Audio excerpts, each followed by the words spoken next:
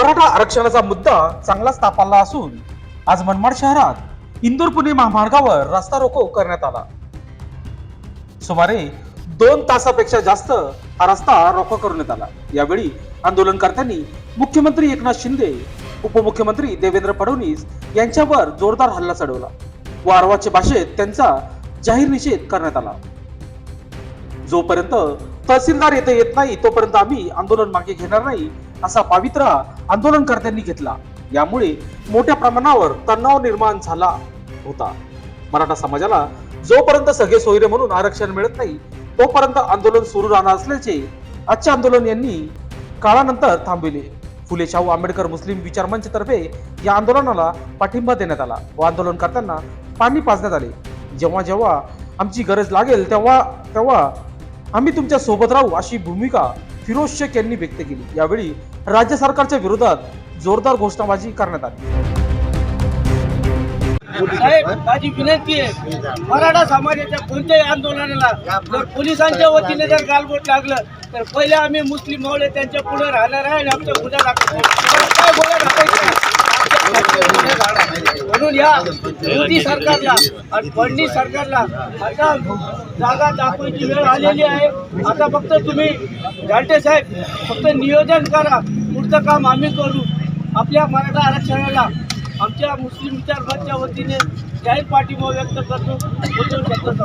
मराठा आरक्षण ओबीसी मधूनच 50%च्या आतच आणि सगळे सोयऱ्यांच्या व्याख्येसह जोपर्यंत मिळत नाही तोपर्यंत हे आंदोलन चालू राहणार आहे। मित्रांनो, समाज बांधवांनो, जसे मराठा आरक्षणाचे मारेकरी काही खुले मारेकरी आहेत, त्याच्यामध्ये 1 नंबर छगन भुजबळ, फडणवीस, शिंदे, अजित पवार, शरद पवार हे जसे खुले मारेकरी आहेत या मराठा आरक्षणाचे, तसेच काही छुपे मारेकरी आहेत। त्या छुपे मारेकऱ्यांमध्ये आपल्या तालुक्याचे विद्यमान आमदार सुहास कांदे हे सुद्धा आहेत। याचं कारण असं आहे मित्रांनो, आमदार सुहास कांदे ज्या पक्षाच्या गटाचे आहेत त्या पक्षाच्या राष्ट्रीय अधिवेशनामध्ये आमदार सुहास कांदे यांनी एक ठराव मंजूर केला। त्या ठराव असा होता की कोणत्याही जाती धर्माला, कोणत्याही जातीला धक्का न लागता मराठ्यांना आरक्षण द्या। आणि त्याच पक्षाचा, त्याच गटाचा मुख्यमंत्री शिंदे असल्यामुळं या 1 दिवसीय विशेष अधिवेशनामध्ये ते अधिवेशन सुद्धा त्याच विचाराने पुढे गेलं आणि मराठा आरक्षणाचा गोऱ्या वाजला। मित्रांनो, हे आंदोलन असेच चालू राहणार आहे आणि मी सगळ्यांना सांगतो, जोपर्यंत या ठिकाणी तहसीलदार साहेब येत नाही तोपर्यंत निवेदन स्वीकारले जाणार नाही। कुळे साहेब, काय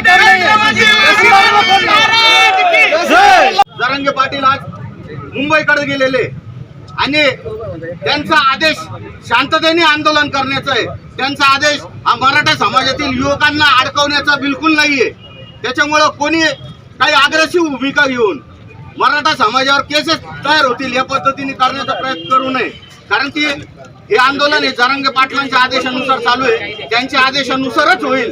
त्याच्यापेक्षा वेगळा निर्णय कोणी घेण्याचा प्रयत्न केला तर मराठा समाज त्याच्या कधीच मागे राहणार नाही।